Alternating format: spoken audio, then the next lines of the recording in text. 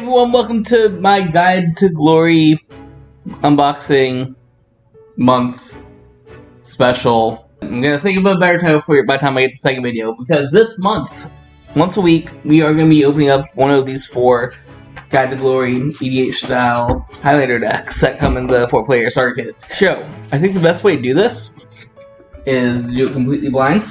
That way you guys, you know by the title, but I won't know what I'm revealing today. So let's go ahead and see what our first deck of the month is. Try to leave that to the side. Alright, shuffle them up. I honestly, there's very little I know about the set. I didn't put in avoiding most of the spoilers. Obviously I saw some of the things, and there are some things I want, but I honestly have no clue, so it'll be a adventure for both of us. Bink! So for our deck for the day is going to be... Oh, nice! It's kind of hoping we get Havencraft first. As you may know, Havencraft was my first deck that I've ever played, so kind of attached to it, even though if it isn't my main craft, quote unquote. But I'm really excited to see what they have in store for us. Obviously, one of the big things behind this format is that it's not just tied to the color. It's just this is what your special card has to be, matches your leader. So this could be literally anything. Let's take a look at our leader first. We got Nadia the Eagle Eye. This feels... Where's another leader card? I want to get another leader card out because this feels a little lighter. I literally have my Abyss Craft deck right here. Real quick shout out. I know we're going to be going over another leader in the Abyss deck, but this is my first special boy, and it's one of the anime characters. It's kind of cool. Yeah, look at this. Just this thickness. First of all, the backing on it. So I don't know if that's going to mean anything for the scans.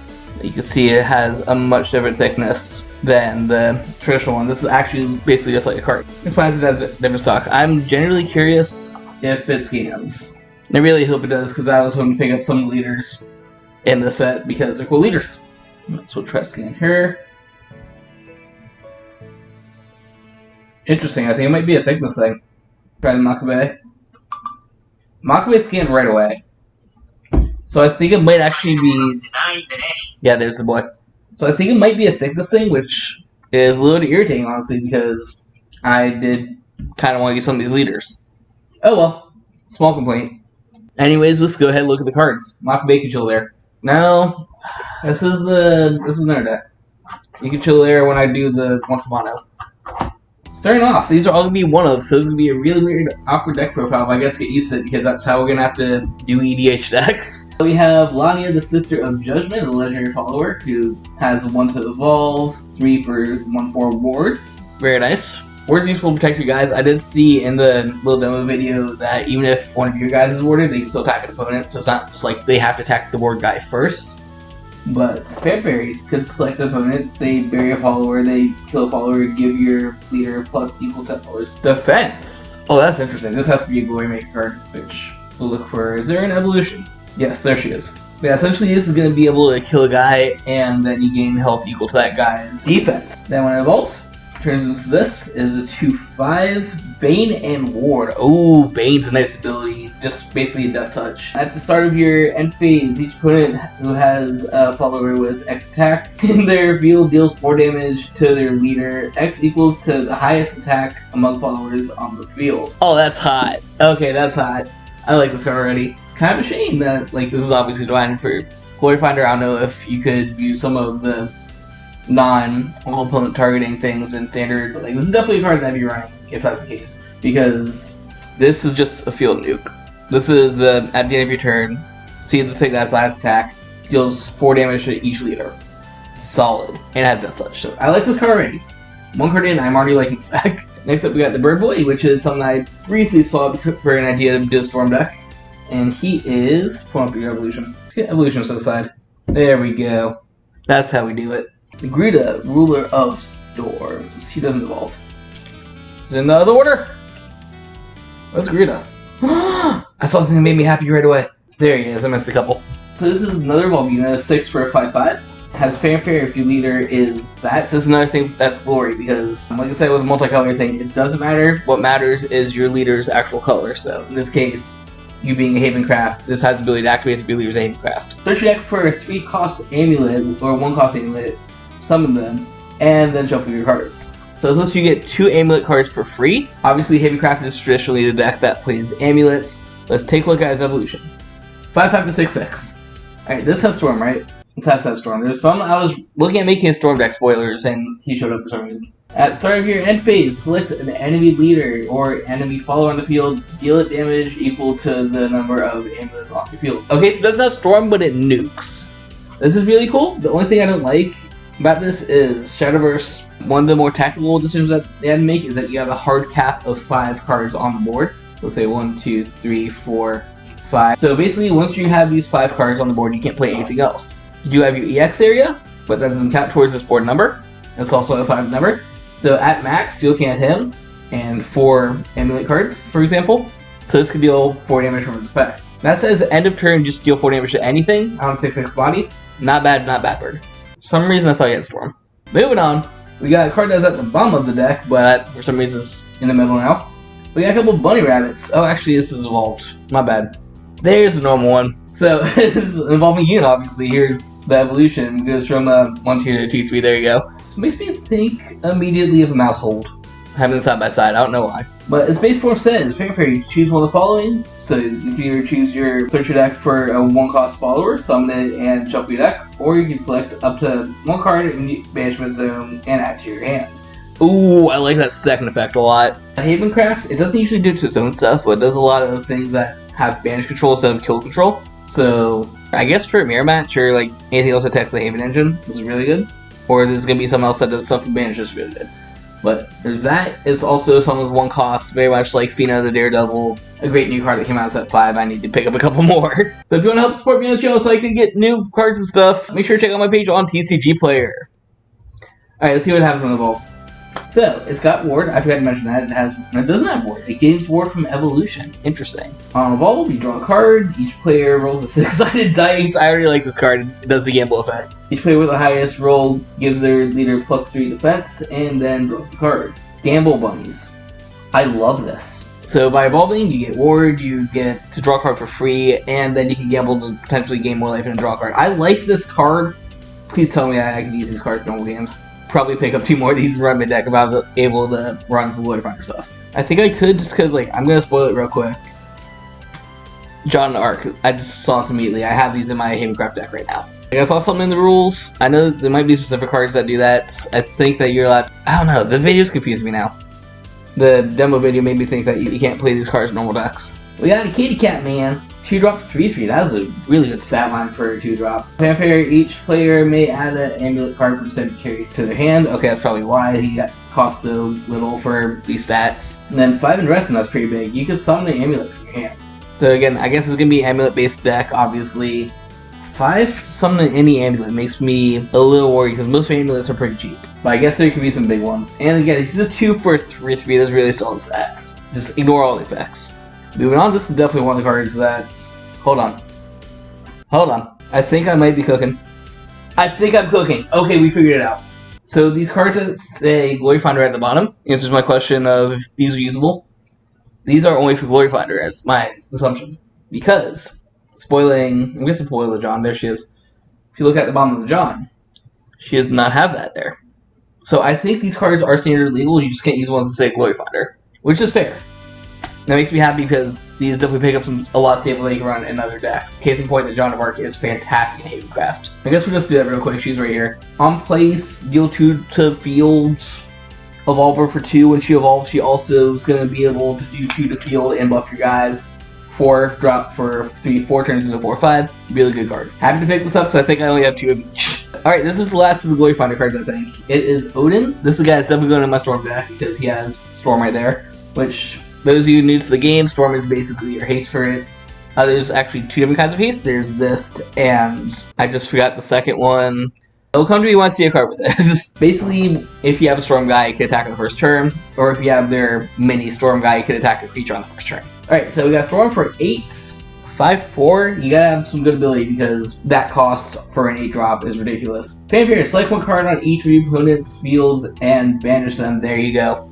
Jesus Christ, this card's insane. 8-drop's a little expensive, obviously, but I mean, he comes in, just removes multiple cards from the field, and by the way, swing 5 to face. Not bad. Alright, start looking at the rest of the deck. We got the Imperial Dragon. Ooh, this is an old dragon card that can evolve. One cost evolve, 6/6, Fanfare. Deal each enemy leader and each enemy follower on the field damage equal to the number of cards in your hand, then discard your hand.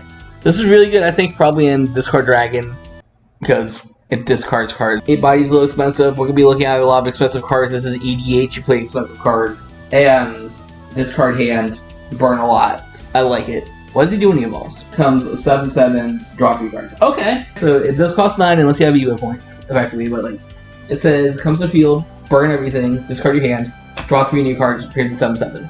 Not bad. Moving on. Oh, this is another card that makes me happy to actually pick this up. This is like one of the only things I haven't got for traditional Havencraft deck. The Heavenly Aegis, who is 8-drop, 8/8, with aura, can't be targeted by anything. Evolves for 2, or evolves by discarding 3 cards from your hands. Once again, it's another discard cost, just like that. So I wonder if there's a lot of card draw in this deck. But the important thing is he's a big boy with that can't be targeted. Then he evolves, turns into a 10/10, which is even bigger, and gives you, I think you get a free turn off it. Yeah. The turn you evolve him in during your opponent's next turn, he can't be hit by damage. It's just a 10/10 that can't be hit.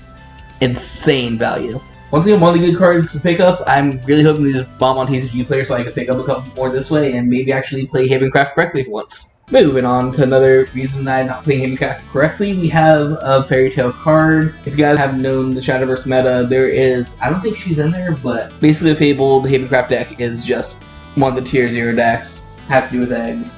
I posted a video on a different deck that has to do with eggs. Make sure you check that out. 2-drop, 2/2 with ward, not bad on its own. Has a Fanfare and last wards. Fanfare is once put on the field, place a Fable counter on it and get +1/+1, so it automatically becomes a 3/3. So effectively 2-drop, 3/3 ward, not bad. When you manage to kill her, she gets that last words. And if you have a Fable counter, put it into the other's EX area. So actually, I just haven't really looked at Egg list because I'm not playing Egg the correct way, but I think Egg runs this, so that's another good pickup. So far we've seen nothing but staples that you can actually run outside of the actual Gloryfinder Broken Guards. Ooh, this is from the set 5, I think? This is either set 5 or set. This is one of the new boss cover cards. 7-drop wards that has 3/5 stats. Not the best stats for 7-drop, but it has a nice little Fanfare. Search your deck for any follower of Havencraft, not named her, but the cost less than your max play points and summon it to shuffle your deck. Solid. Obviously, it's only strict to Havencraft, which is fine. You're not going to be hitting all your targets in the deck, but by the time you play, you're going to be at 7 unless you find a way to cheat her out, which means that effectively, on play, you just make another 7-cost follower for free. Really good value out of your turn 7 play. Or I guess you could run this in a Dragon deck and overflow it. Ooh, Overflow Haven. I wonder. Okay, we're already cooking with the set. Lucifer. Speaking of the generic bosses, here's another one. Lucifer has 2 forms. His normal is evolution, basically fulfill 2 different roles. The normal one's gonna have ward and let you gain 4 life at the end of turn, whereas the other one has Bane and lets you deal 4 damage at the end of turn. So, do you want to destroy, or do you want to gain life? Really cool card. I love the duality of it. And it's a 7-drop, 6/7 with ward. Really good card. Next up, we got another new Havencraft card. Yeah, Gloryfinder. You can see it right there. So unfortunately, he won't be played in standard. I'm just comparing everything to that now. He's got an evolution, looks like. So we got a 3-drop, 4/4 that evolves. And he has aura, so he can't be targeted. Then looking at it, looks like he's got another steal. At the start of your end phase, change this follower's defense to 4. Ooh! Oh, that is insane! So, those of you guys that are new to Shadowverse conversation. Damage 6 this game? So say that you had a spell that dealt him 2 damage, he'd become a 4/2. His ability says that he goes right back to 4. So, as long as you don't kill him, he has an infinite ball. Oh my god, if he had more, that'd be insane. But 3-drop, 4/4 that can't be targeted and regains his health is automatically awesome. Let's see what he does when he evolves. The 4/4 becomes a 5/5. Automatically good right there. Aura, again, on evolve. Engage each enemy follower on the field at the start of your end phase. Change this follower's defense math. So, as I was alluding to before with the whole attacking strats, you cannot attack anything unless it's already rested. He's going to evolve and rest a thing. As a 5/5 that can't be killed and resets his defense back to 5. Not bad. Next up, we got the Greater Priestess. He was a 2-drop, 1/4, and a Fanfare that lets you target something in your opponent's EX area and banish it. Once again, the EX is like their secondary field. They've got stuff on the field, stuff in the EX zone.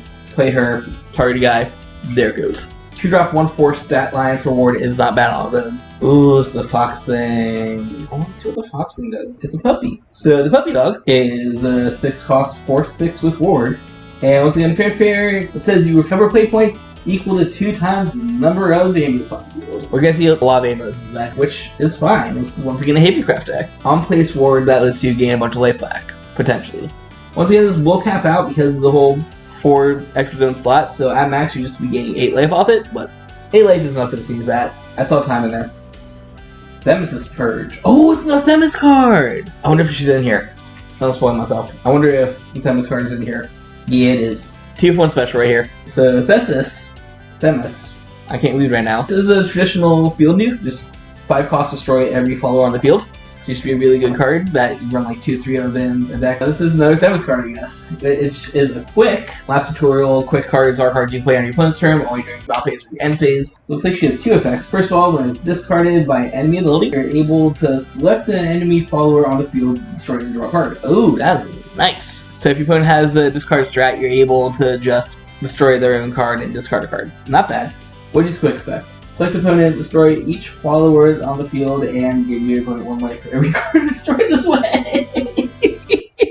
Oh my god! I wish this wasn't Gloryfinder. If this wasn't Gloryfinder, this 100% goes in Havencraft deck. So 5 costs a little expensive on your opponent's turn, except for some cards that gave you things that we'll go over in a second, probably. At least in my current standard build. But the 5 costs that you destroy this card when discarded, or just nukes the board, and lets you gain some life back. Insane value. Got Noble Fames right here, another Gloryfinder card. 3-drop amulets. This is the first amulet that we're seeing. These are cards that stay on the field until they do stuff. So we're looking at Fanfare and a quick ability. Its Fanfare is effectively that you can select a enemy follower on the field and a follower on your thing. Oh, I remember this from this one is from build. So this is a Fight Bear. This says you target your guy and one of your opponent's guys, they fight each other. And I believe you're equipped at the same time? Yeah. This forces things to fight. All I need to say about it. It's a Fight Bear. Athena got a nice new goddess for a Gloryfinder cards. This is a colorless thing, so if this was a restriction of thing you can play in any deck. But it says when it is reserved on play, it can't take damage instead of your leader. So when it's standing up, it takes damage instead of your leader. All you saw right there, nice to have a little sponge, and she's a 6 defense, so she can take a lot of damage. Then of course she has last words, select an enemy leader and deal 3 damage. Nice! I love this card. This is another card that I wish wasn't in Glory because I 100% would be running these in like every deck ever. Just having a 4-drop, 3/6 that protects you and pings your opponent. I like burn cards, and she's a goddess. Got this holy angle right here. Rush, Assail, and Fanfare deal 5 damage to each colorless enemy follower on the field. These as more. Oh, Altantea. Correct me if I'm wrong in the comments below, but I believe this is one of the cards from the actual digital game, like one of the character cards. If it is, that's cool. If not, 5/5 that has Rush. Rush is a quick attack that can only attack things. So it has Rush, it has Assail, which means it can attack things that are standing, and Fanfare, it just deals damage a lot of stuff. Really good card. I'm gonna say that a lot. These are all really good cards. Speaking of really good cards, this is another thing that's basically staple in the Egghaven build, and that is Odette the White Swan, both on Fanfare and Last Word. She's gonna be able to give +2 defense to everything and your leader. So nice life gain card, 5-drop for 4/6, which is nice stats, and of course with her ability, that 4/6 is a 4/8. Moving on, this is one of the new cards I want to cover in a future deck, so make sure you are subscribed to See It Go Lad. You got the Apostle of Repose and her evolution. Once again, super happy I picked these up. I believe I have my sets of these, because I remember ordering all my Haven stuff. If not, there's extra cards that you get. So she is a 2/4 that evolves for 2. And at the end of each opponent's main phase, recover 1 at the start. My bad. At the start of your opponent's main phase, you get to recover 1 play point. So like I was saying before, for your expensive quick play spells, this is going to be able to get those back so you can play quick cards during your opponent's turn. Really good, 2/4 for 3, not bad. She evolves, becomes a 3/5, which are solid stats. Then, Lucian keeps that same ability. Now your opponent's phase, you gain 2 back. So she does give you an extra play point when she evolves. And on evolve, you can select the opponent's follower on the field and banish it. So, more banish control. Really, really good card. Look forward to that video on my Havencraft deck in the future, because these are probably going to be in it. Then we got another set 5 card, Hibari. This is a 4/3 for 3 with Ward. And she has a Fanfare that discard an amulet, search your deck for up to 1 cost amulet, summon it, and shuffle your deck. Once again, not sure what our 1 cost amulet is going to look like, besides this 1 cost amulet that's immediately following it. But, I mean, at Thins, people like Daredevil, and Daredevil looks for 1 cost cards. This looks for 1 cost cards.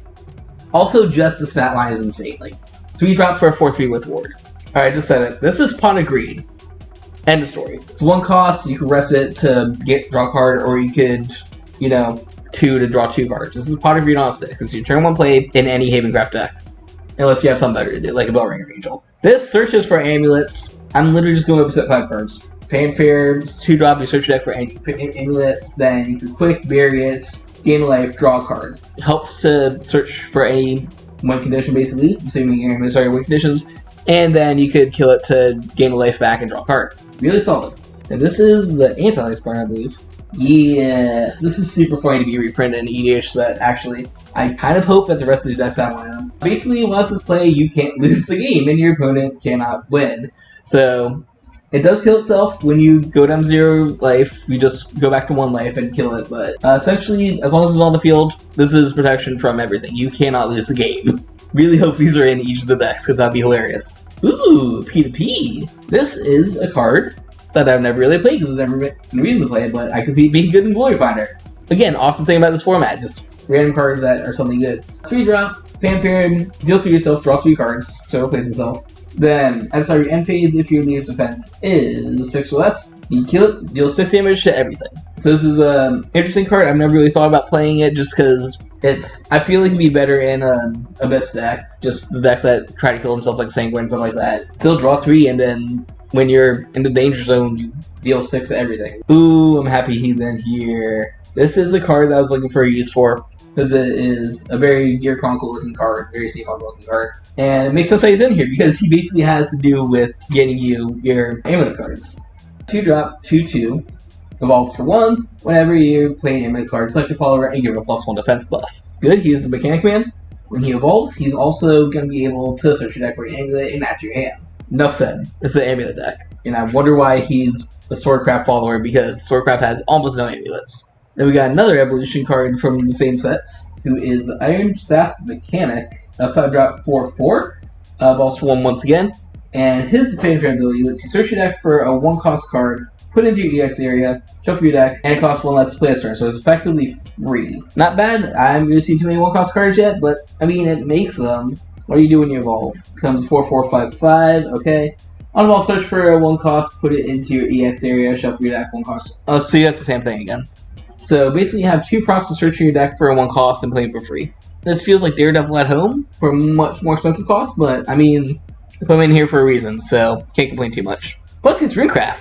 Root representation. Let's go. Oh boy, there he is. I heard you guys like Shenron, so we just put Shenron in the freaking deck. Classic Dragoncraft follower. One of the few things that actually hit the ban list as a 1-of, which is fine in the 1-of format. 5/4/5 with Ward. On Fanfare, you draw 2 cards and discard a card. Evolves, you gain 5 life back. Really insane. Back in the day when you could actually run 3 of these, you just Dragon's OP.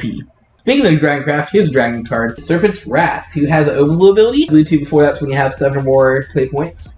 It's a quick spell for 3, select an enemy, deal 5 damage. Then, if you're an Overflow, you get to draw a card. So replace itself in Overflow, otherwise deals 5 to something. Not bad for a 3-drop. Actually, I'm not sure if I have these for Dragoncraft. I feel like I need to pick up some more of these Dragoncraft. I don't think I run these in my deck right now, which is another thing that, let me know, comment below if you want to see my Dragon deck. I don't think I posted it here on this channel. Well, the true PDK version of it. Ooh. Classic Havencraft. It's just a simple evolving unit, no actual effects. 3/3 for 3. When he evolves, you're able to target something that has 3 or less defense and banish it, so kills it then. Then we got another classic. We're just going back to back with these freaking classic Haven cards. Once again, it doesn't really have any effects. This is your turn 1 play. Evolves for 2. When it evolves, becomes a 2/2 and searches your deck for any amulet. More Havencraft followers. It's beautiful. This is a 4-drop 3/4 with Ward, who evolves for 1. On Fanfare, you get to draw a card, so you play him, you draw 1, and then you can't kill him. By the way, he evolves, and then you get to gain some life back, turning into a 4/5. So not bad stat line. You run these when there's room for them in most Havencraft decks, especially in the life game one, which I believe I did. Yeah, there should be a link up on the channel to a couple sets ago version of the Long's Prayer. Might go back to that at some points. My Havencraft is currently turning something else. Disciple, I'll propose. At the start, all these proposed cards basically have effects during your opponent's main phase, so you get these up during their turn. His is that you select the enemy follower and deal them damage. So the 1 damage is a little weak. It's a 2 for 2/2. Makes sense for just deal 1 damage. And you slowly pink stuff. You're able to weaken things with your spells and attacks, and then you all have 1 defense left. Start of their turn. Hit die. Oh, thank you. I love this card so much. This is one of the reasons I built the current version of that deck. That's all I'm going to say about it. She is the Silver Cog Spinner, totally not Gear Chronicle. 4-drop, 5/4 that on Fanfare does 2 different things depending on your hand size. So if you have 5 less cards in your hand, you recover 2 play points, so it becomes basically a 2-drop, 5/4, not bad. And if you have 5 less cards, you get to draw a card, so you get to place yourself. So you either draw one, or you just get play points back. Solid, solid, solid. One of the reasons I built my current, I'm just going to call it Gear Chronicle build. I'll take classic Havencraft spells for one. It's a 4-drop that just banishes a card and gives you 2 life back. It's recovery and killing stuff. Really good. This is a card I don't think I've run yet. The Black Inscripture is my quick spell. Select your opponent's follower with 3 or less defense on the field and banish it. So it's a not as good version of this. I don't know how I feel about damage thresholds. I feel like 3 or less shouldn't be too hard to get. In that case, just 2-drop, kill a 3 or less defense. I need to pick up 2 more of these, I guess. Classic! Oh my god, I love this card so much! Please call Oreo. Where are my tokens? I assume the tokens in this deck. This is your pet maker. So when she's first played, you get a birdie bird. The bird is a 2/2 with storm, so attacks right away. And then you can pay the additional cost, which is a 2-drop bury it to make a tiger, who is a 4/4 with not as good quick attack. So it gives you 2 animals. One attacks right away, one can attack creatures right away, but it's fine because it has a much better stat line. And you're effectively playing a total of 5 mana to get through most of its effects. Vehicle card, I always make sure to run at least one of these in any Havencraft deck I run. Solid. I have those in the Wakana deck. It's a 3-drop, 1/2 Fanfare Lost Forge. You can draw cards, so you effectively draw 2 cards off it. It's really good in decks that we can kill you and stuff. Once again, this is why I run it in this deck. God, I hope the Mono Leader scans. But just being able to draw 2 cards off of a body is insane. Especially if you can just collide into something and kill it. Looks like we have our last evolving unit here. Because I'm seeing the last card on top of the evolution pile. This is another card that I have in that deck purely because it's Gear Chronicle. It's literally named the Mech Wing Steam Maiden. 2-drop, 1/3 with Ward. Evolves for 1, becomes a 2/4, and this is a draw card. So very similar to the other Ancient Boy we talked about a couple minutes ago. Just a little bit cheaper, and she is generic, so you can run her in any deck. Alright, so that's probably all spells, the rest of it. Execution! Please tell me these are in every deck. Quick play, select something, and destroy it. This kills any card, so not just creatures. Solid, solid, solid. Staple 1 to 2 up in any deck. Oh boy, if these are in every deck, that's value for the thing right there. Just getting 4 executions is value right there. First elf card. This is a 3 for 3/3. Fanfare, search your deck for an amulet, reveal it at your hand, and then shuffle your deck. Makes sense. We're doing a lot of amulet stuff. 3 for 3/3, that searches the card. More new cards. Mark of the Six has a much cooler effect in the digital game that prevents you from losing that turn or something like that. I don't know, the episode was on a couple weeks ago. Next time you leader would take damage, you don't take damage, so. It's just a quick spell that says that next hit you take, you don't take that damage. Peace. Greedies. Classic dragon spells. 1-drop, deal 2 something, overflow, you deal 4 instead. More destruction, end of story. We have a dragon amulets that lets you bury itself to gain 2 life, and then if you overflow, you draw a card. This is, what are you? You're not quick space for mono. I'm just gonna call that deck mono now, because I'm just gonna use my Steam rollout forever. Select the enemy follower, deal it 3 damage, and bury top card of your deck. Okay, so 2-drop, 3 damage, bury 1, I guess. I don't see much revival stuff in here, so. Bury 1's not gonna do much for this kind of deck, but you're looking at being a 2-drop that deals 3 damage to something. So one that has Ward, 1/3, decent stats for a 1-drop with Ward. We have Lucifer at Home. This is a Fanfare, lets you gain 5 life and draw a card. 6 for a 5/5, decent stat line for that. The important part is that you just gain a bunch of life back, like 1/6 of your maximum life in this game, and draw a card. Ooh, more reposes. I love Serpent of Repose. Sorry, your opponent's main phase, you get to gain life back. Not bad, she's a 2-drop for a 2/3, decent stat line. These are definitely in my. I'm realizing now I built Repose without building Repose. And getting to the end, looks like we got 2 more cards. This is Death Sentence as Amulet. That again, one of the things that at first I had taken out of my Havencraft decks, but in a format like this, they're not bad. It comes to play rested, which kind of sucks, but it comes to play rested because you could rest it and just nuke something. Especially as a 2-drop timer that says blow up any follower. Final card, we have the Realm of Repose. There's another Repose card, obviously. Quick play for 1-drop. Base card for the rest of your turn. If you would take damage, you basically just take 4 damage. There's another damage sponge, I guess. There's a couple of them in this deck. And yeah, another 1-drop target for all your 1-drop searchers. So that is one of the 4 decks that we're looking at for Nadia the Eagle Eye. This has, of course, a lot of classic Haven craft stuff having to do with a bunch of amulet cards and banishing cards for its control aspect. Not bad. I love the staples in here. I'm so happy for some of these reprints, like the extra Druid Mark and stuff like that. Honestly, for actual Haven crafting, the only thing that's missing in here to be playable is Mara, the new Omen, but they're not just going to randomly put Omens in here, probably. So, pick those up if you need them. That's a keeper card that just is an 8/8 on turn 4. Yeah, really solid pickup. Like, I'm already happy just looking at this deck. I haven't even looked at the other 3 yet, and like, I can already tell you, it is mono. I just opened mono right away. Freaking one of my favorite characters. Swordcraft's usually a really good craft, and of course, I have to talk about the Spellboy.